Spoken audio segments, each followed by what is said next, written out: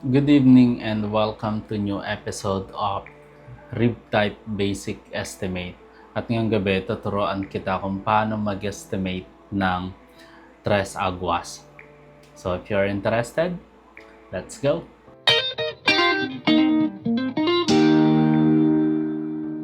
May dalawang method kung paano mag-estimate ng tres aguas using rib type. Yung unang method is yung long method, then yung pangalawa, yung short method. Ang gagamitin natin pagka long method, is gagamit tayo na ruler. Kasi kailangan natin ng i-scale kasi meron tayong drawing dito, top view. Meron tayong length ng ridge roll dito na 4 meters. Then, yun dapat dito sa may gutter line na 9 meters. Then, meron tayong 10 meters dito sa kabila. Tinawag siyang tres aguas kasi tatlong direction yung pupuntahan ng tubig. From dito sa taas, papunta dito sa right, sa left, then dito sa harapan. So, tres aguas yung tawag doon. Yung start tayo doon sa may first method, yung ating long method.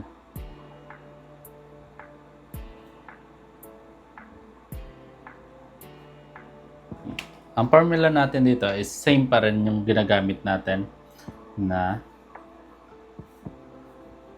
quantity is equal to width divided by effective width.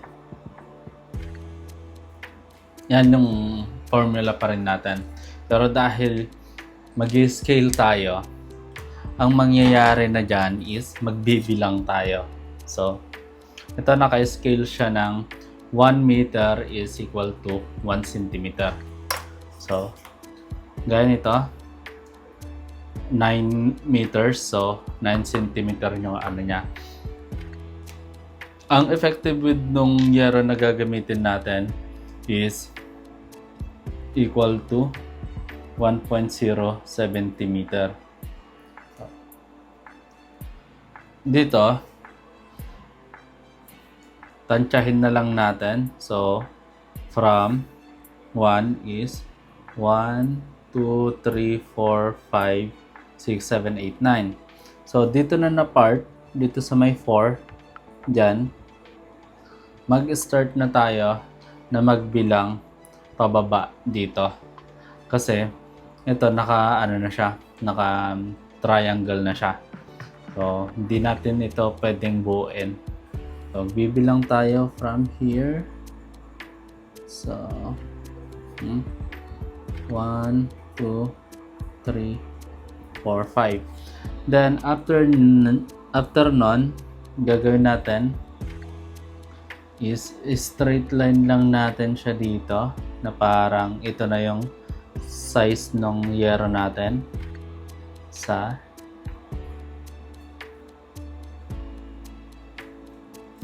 dalawa,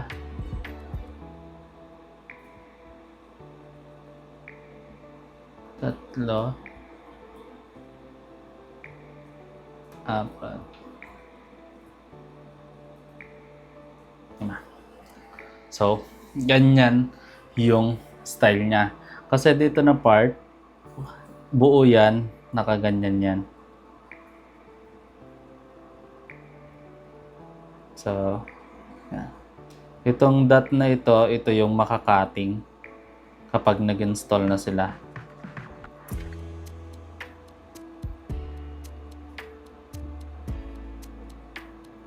Yan.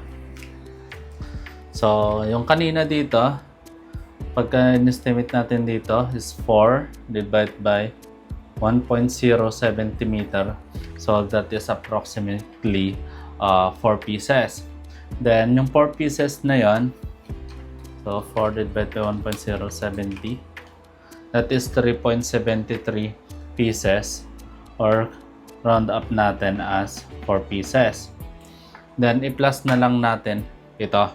So, kailangan natin tignan kung ano yung sukat niya. So, ito, 4 meters pa rin to. Ay, 5 meters pa rin. So, then, itong isa na ito, sukatin natin. that is nasa 3.9 meters. And then ito, that is 2.9. And then 2. And then last is 0.9.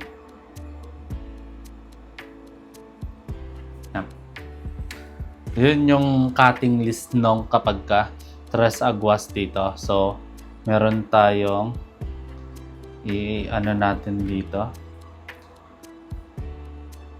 So, yung quantity natin is equal to bale 4 plus isa pa dito 5 pieces na at 5 meters.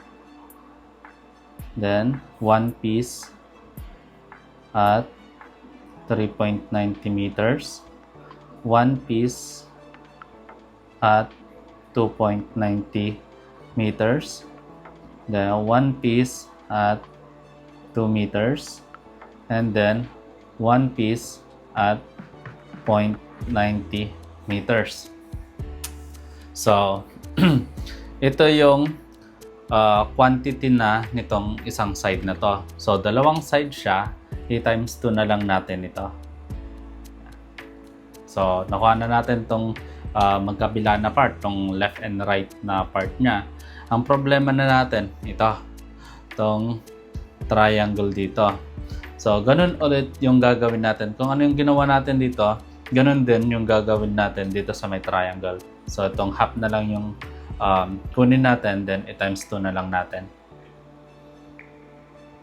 So, magiging 1, 2, 3, 4, 5. So,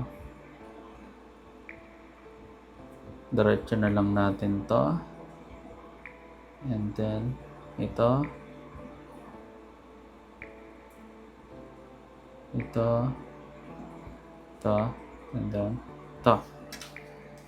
So, yun yung, ayan, then, ano din siya. Ganyan, broken. Broken line. So, ayan. Actually, yung andito, same lang siya dito na part. So, 5 meters, 3.9, 2.9, 2.0, and then 0.9. So, ito na part niya from here sa gitna. So, ito siya. 5 meters, 3.90 meter, 2.90 meter, 2.0 meter. Then, dito is 0.90 meter. So, nakuha na natin dito. So, dito na side is 1 piece at 5 meter. Then, 1 piece at 3.90 meter. 1 piece at 2.90 meter. Then, 1 piece at 2.0 meter. And then, 1 piece at 0.90 meter. Pero isang side lang yon or dito lang sa kalahati niya. So, kailangan natin siyang i-multiply by 2. So, kompleto na yung quantity natin. May quantity na tayo dito, then times 2. May quantity tayo dito, times 2. So, ito na, yung buong quantity natin. Para makuha yung LM niya or yung total linear meter niya, ang kailangan lang natin i-add itong lahat ng ito. So, add na, pagpa-plusin lang natin ito. So, ganyan. 5 times 5 plus 3.9 plus 2.9 plus 2.0 plus 0.90. So, ang area nitong isang side na ito is 34.7. So, kailangan natin i-multiply ng 2 para both side. So, times 2. Ang total linear meter natin sa dalawang ito is 69.40 mm. Then, lipat tayo dito sa kabila. So, 5 plus 3.9 plus 2.9 plus 2 plus 0.90. 14.7 multiply natin ng 2. So, 29.40 mm. 29.40 mm yung area nitong triangle na ito. So, pag-plusin lang natin itong dalawa. 69.40 plus 29.40. That is 98.80 mm. Yun na, itong 98.80 mm na yung buong linear meter nitong tres aguas natin na may 5 meters na length ng roof. So, 98.80. Yan yung long method. Using ruler na in-scale natin na 1 meter is equal to 1 centimeter. Ngayon, paano naman yung short method? So, ang formula natin pagka short method, simple lang. So, ang ano natin dito, same formula, quantity, width, divide by effective width. Yung gagawin natin dito sa short method, ito yung tinatawag na cut and fill, or yung meron kang kukunin or ikakat mo yung yero, then yung nakat mo is ipupunta mo dito sa kabila.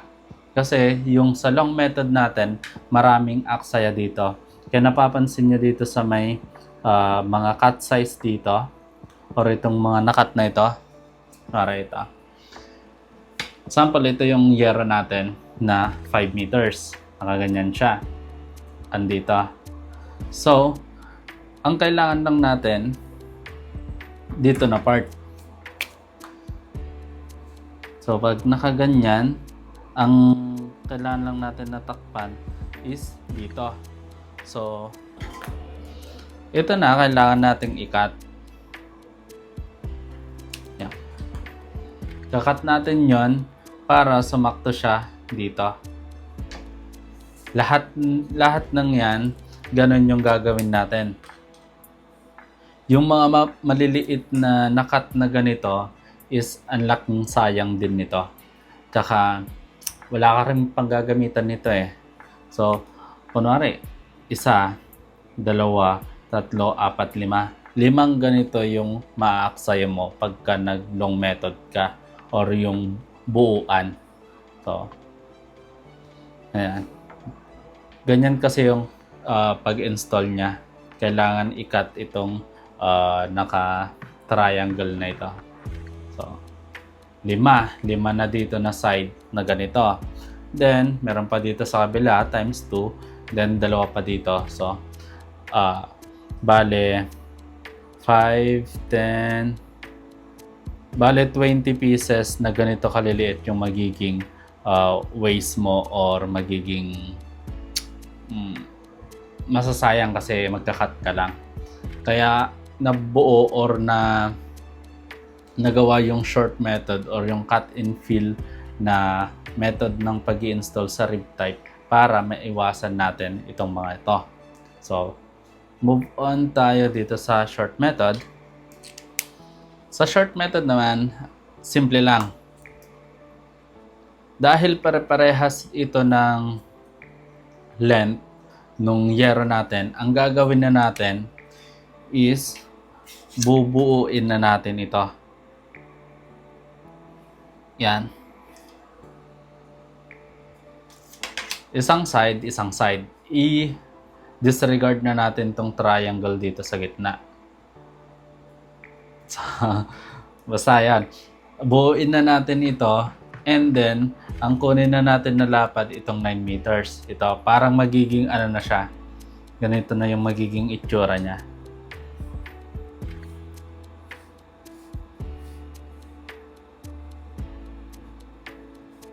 Yan. From 3 agwas, naging 2 agwas na lang siya kasi 5 meters, 5 meters, and 5 meters dito sa baba sa length. So, yeah, 5 meters, 5 meters, and then 9 meters dito. So, compute na natin yan. Compute muna natin, then explain ko sa inyo kung bakit ganito yung ginawa natin.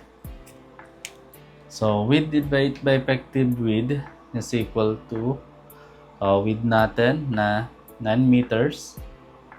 Divide natin sa effective width ng yero na 1.0 centimeter.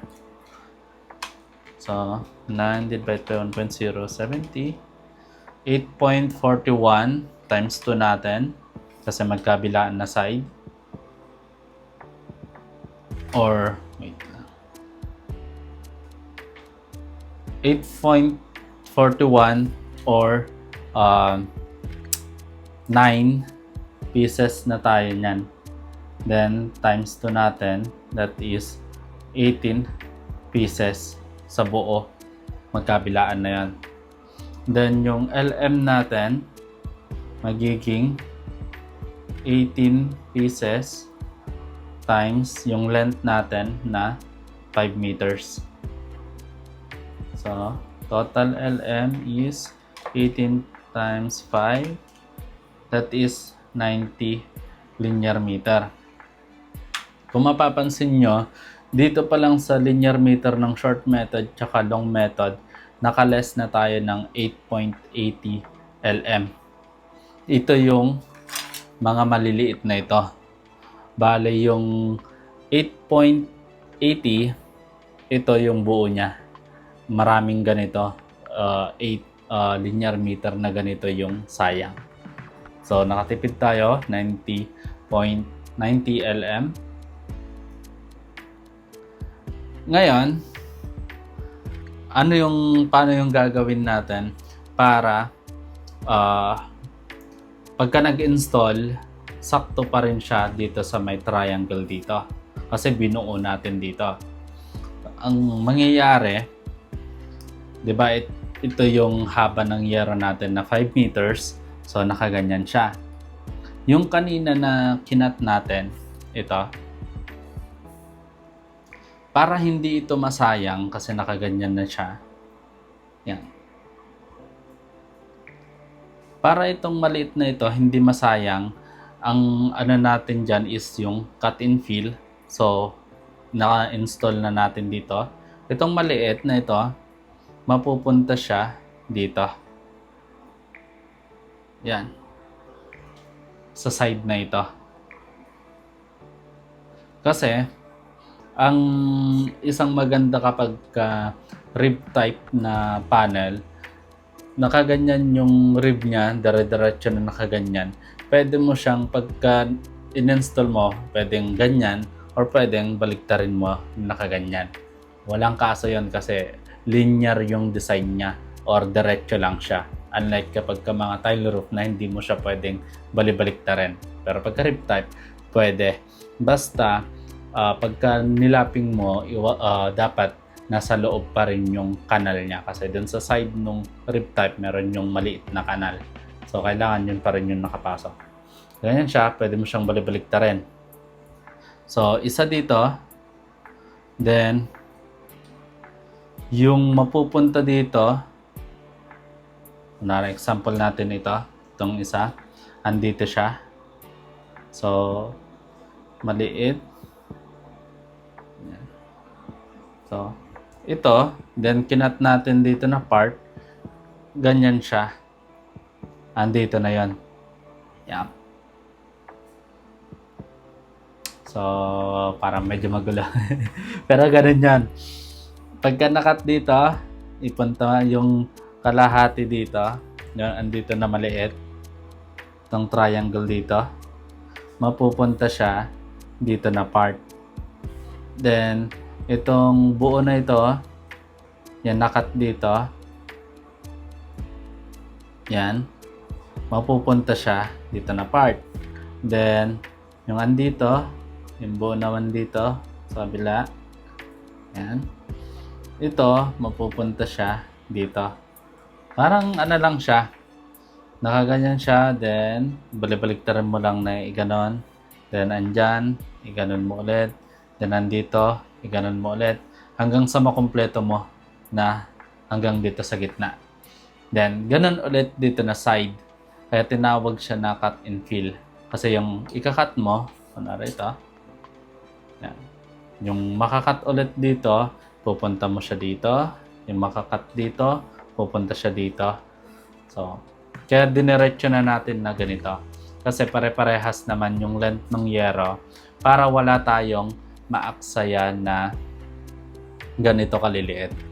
At makatipid tayo ng peraso ng yero or nung total linear meter niya. Kasi 8.80 mm, hindi rin biro yung matitipid mo doon. Kasi, for example, ang per linear meter ngayon ng 0.4 is around 230. So, 230 per linear meter times natin dito sa matitipid na 8.80. That is, nakatipid ka din ng 2,024 data. So, saving. Yun yung dalawang method natin. Isang long method using scale, ruler, and short method na binuo natin yung 3 agwas, kinonvert natin as 2 agwas lang. Then, dinamitan natin ng cut and fill na installation process. So, pero kailangan yung banggitin yon doon sa mag-i-install or magkakabit nung yero ninyo para baka mamaya kasi yung mga pinagkatingan na ganito, yung maliliit, hindi pala nila alam may panggagamitan yon. So, kailangan nyo lang din banggitin kung paano dapat gawin doon sa mga retaso. So, next na natin is yung bended accessories niya.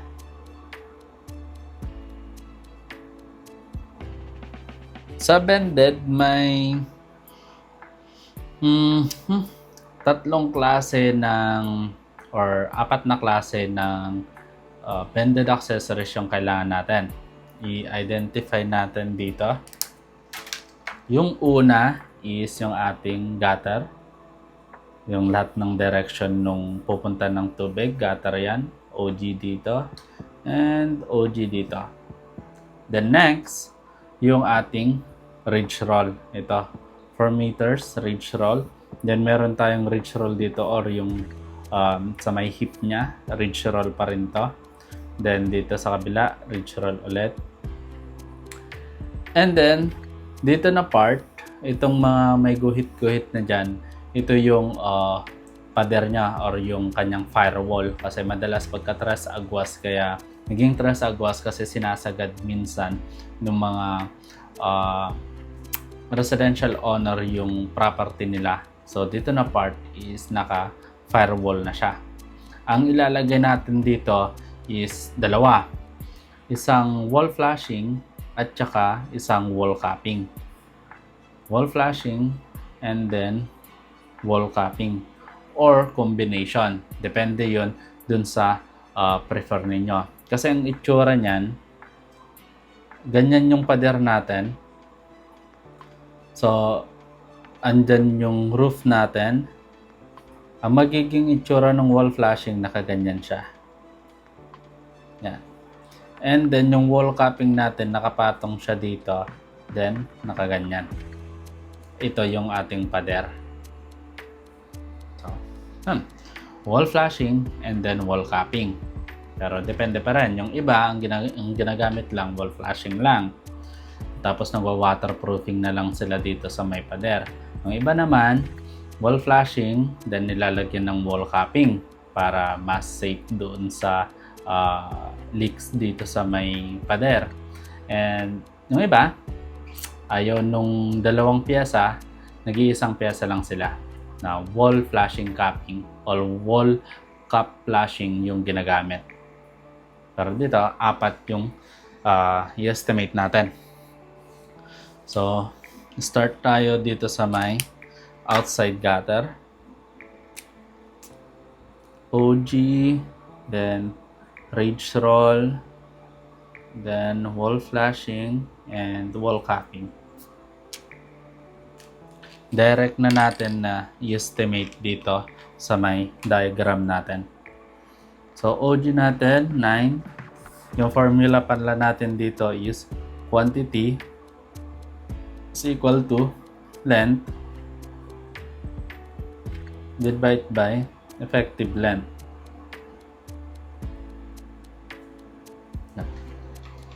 OG natin, 9 divided by 2.34, or yung length kasi nung length nung standard na gutter is 2.44 meters, pero kailangan natin yung 10 cm na overlapping. So, ang effective length natin is 2.34 meter. Yun yung dinivide natin dito. So, 9 divided by 2.34 is 3.84 pieces, or round up natin into 4 pieces. So, 4 pieces. Ganon din dito sa kabila, 4 pieces. And then dito, 10 divided by 2.34, 4.27 pieces. Round up natin dun sa next na decimal na niya, kasi pag nagra-round up tayo by 0.25. So, 25, 0.5, 0.75, and 1. Pero ito, nasa 4.27 siya. Round up lang natin siya into 1/2. So, 4.27 or 4 in 1/2. Next natin, dito sa may rage roll, or ilagay na lang muna natin dito para hindi tayo malito. Yung OG natin, 4 plus 4, that is 8 plus 4, 12 plus, that is 12 and a half, or equal to 13 pieces. Next natin is yung rage roll. Ang rage roll natin, 4 meters divided by 2.34. Same pa rin yung formula na ginagamit natin. That is 1.70, round up natin, that is 1.75 or 1 and 3/4. And then dito, wala tayong sukat dito. Itong dalawang rage roll na magkabilaan. Pero makukuha natin yan using Pythagorean theorem. Pagka hindi nasukat, gamitan natin ang Pythagorean theorem. Kasi meron tayong base dito, yung 10. Tapos kunin natin yung kalahati niya, that is 5 meters. Then, 5 meters ulit dito sa height niya. So, 5 meters. Ang formula sa Pythagorean theorem is a squared plus b squared is equal to c squared. Ito yung wala sa atin, yung c. So, c natin is square root of a squared plus b squared. So, lagay lang natin yung mga value. A natin is 5 meters squared plus 5 meters squared. So, c natin is equal to 5 squared plus 5 squared. That is 7.07 meter. Oh my god, that meron pa to. So, C natin is 7.07 meter. So, yun na yung length ng ating rage roll dito. So, 7.07, yan tayo ng formula. Divide by 2.34, that is 3.02 pieces, or round up na natin into 3 and 1/4. And then, dito, 3 and 1/4. Yan. So, lagyan na natin siya dito. Pag-addin na natin. 1.75 plus 3.25 plus 3.25. That is 8.25 pieces. Or 8 and 1/4 pieces. O, round up na natin into pieces. Then, sa wall flashing, ang length natin dito, ito, 5 meters. So, 5 divided by 2.34, that is 2.13 pieces or 2 and 1/4. 2 and 1/4 dito, then 2 and 1/4 dito. Yan, pag-add din na lang natin kasi dito lang naman na side meron. 2.25 plus times 2, that is 4.5 pieces or 4 and 1/2. Yan, 4 and 1/2, or that is considered as 5 pieces round up. Ganun din yung piraso ng wall capping natin kasi parehas lang naman sila. So, yun. And na pang next natin, mga hardware accessories para hindi nakasya.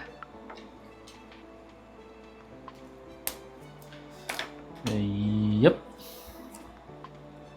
So, sa hardware accessories natin, pagkasyahin na lang natin dito. Yan. Kailangan natin dito is tech screw, blind rivet, silicone sealant, touch-up paint, then yung underbody coating natin para dun sa gutter niya, and concrete nail para yung sa wall flashing sa may concrete wall natin. So, yun yung mga basic na hardware accessories natin. Sa tech screw, pagka rib type na nasa 22 to 25 mm lang yung rib height niya, ang size ng tech screw is 12 by 55 mm para sa metal purlins, and kapag wood purlins is gamit tayo ng 12 by 65 para mas malaki yung babaon dun sa wood purlins natin. Pero assuming naka steel purlins tayo.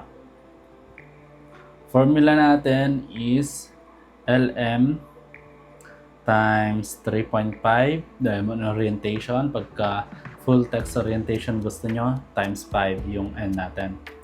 Times N divided by purlin spacing standard is 60 cm. So, yan. Compute natin, LM.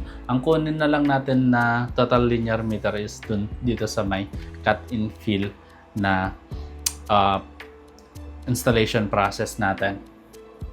So, 90 times N natin, diamond orientation, 3.5. And then, purlin spacing natin na 60.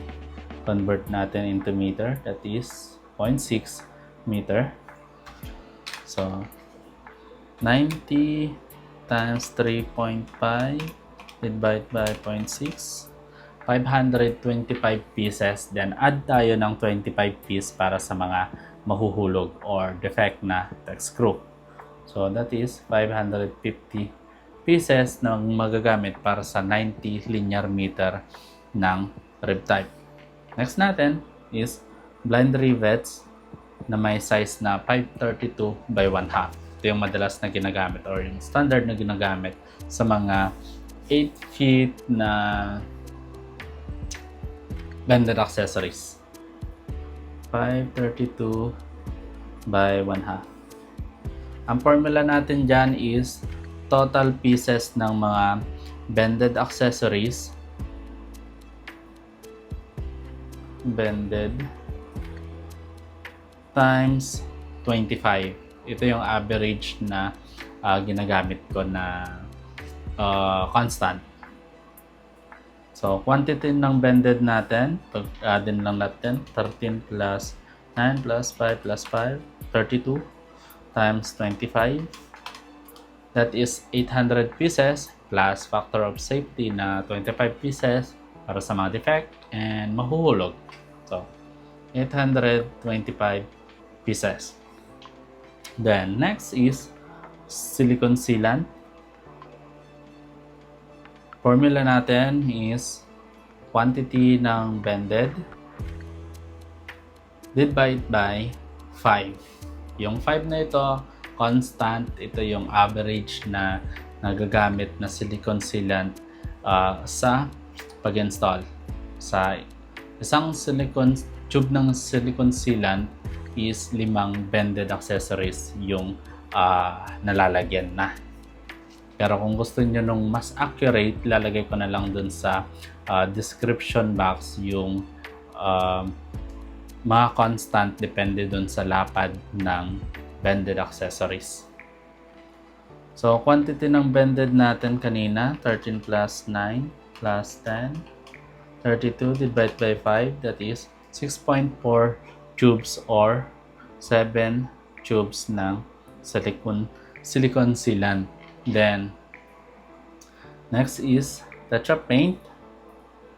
Formula natin dyan is LM divided by 150 plus quantity ng bended divided by 30. So, gawin natin, LM is 90 divided by 150 plus quantity ng bended 32 divided by 30. So, meron tayong 1.66 cans ng touch-up paint. Pero depende pa rin yan sa dami ng gas-gas pagka-deliver or pag nag-install. 2 cans. And then yung underbody coating natin,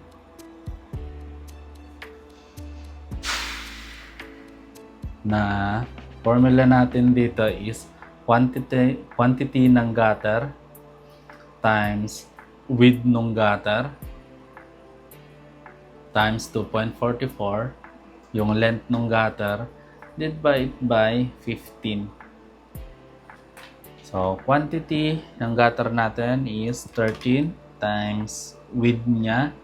Ang average or standard width ng gutter is 24 inches. Convert natin into meter, that is 0.6 meter. So, 0.6 times 2.44 length ng gutter divided by constant na 15. So, kailangan natin ng 1.2 cans ng underbody coating or round up natin into 2 cans. So, ayun. Tapos na sa hardware. Ay, meron pa pala. Yung concrete nail naman, yun lang. Nakalimutan ko yung formula pero tansyahan na lang kung minsan. Pagka ganitong piraso lang naman, 5 pieces ng wall flashing, ang kailangan mo lang dito is 1/4 kilogram ng concrete nail. Sobra-sobra na yon. Add na lang natin. Concrete nail is equal to 1/4 kilogram. So, yan. Sa next na episode ko na lang sasabihin yung formula kasi nakalimutan ko. Next natin, meron na tayong LM na dalawa, bended hardware, and next is insulation. So, sa insulation natin, PE foam, kahit anong thickness yan, pare-parehas lang yung dimension niya, 1 meter by 50 meter. Ang formula natin dyan is area, roof area, divided by effective area ng PE foam. Pagka 1 by 50 yung dimension ng PE foam mo, then mag-less ka ng at least 4 meters na mga overlapping niya. So, ang effective area na natin doon is 46. So, roof area natin, pwede mong gamitin itong mga LM as basis dun sa roof area niya or manually na i-compute yung roof area. Ito, pwede natin dito kunin yung area or ito na lang, mas simple. So, 9 times 5, that is 45. Then, times 2 natin kasi dalawang side. Times 2, that is 90 square meter. Divided by 46. 90. That is 1.95 rolls ng PE foam. Or, round up na natin into 2 rolls. So, yeah. Nakompleto na natin. Meron na tayong sa long method, meron tayong 98 linear meter. Tapos ito yung quantity niya pagkarami-rami. And then pagka short method, using cut and fill na installation process, isang cutting list lang na 18 pieces at 5 meters. Then ang linear meter natin is 90 linear meter. Bended natin, meron tayong outside gutter na 13 pieces, ridge roll na 9 pieces, wall flashing na 5 pieces, wall capping na 5 pieces. Then sa mga hardware accessories niya, tech screw na pang steel na 12 by 55, meron tayong 550 pieces. Line rivets, meron tayong 825 pieces, silicone sealant, 7 tubes, touch-up paint, 2 cans, underbody coating, 2 cans, concrete nail, 1/4 kilogram, and PE foam natin na 2 rolyo. So, yun. I hope may natutunan ka sa video na to. And kung medyo magulo yung dalawang method ko, please PM mo na lang ako sa Messenger or sa Facebook para ma-clarify yung kung meron kang question. Because yun yung mission ko para mabigyan ka ng useful roofing information. So, kung gusto mo akong i-support dun sa mission na yan, please do subscribe and share mo na rin tong video na to sa mga friends mo na tingin mo kailangan nito. So, until next time, keep hustling!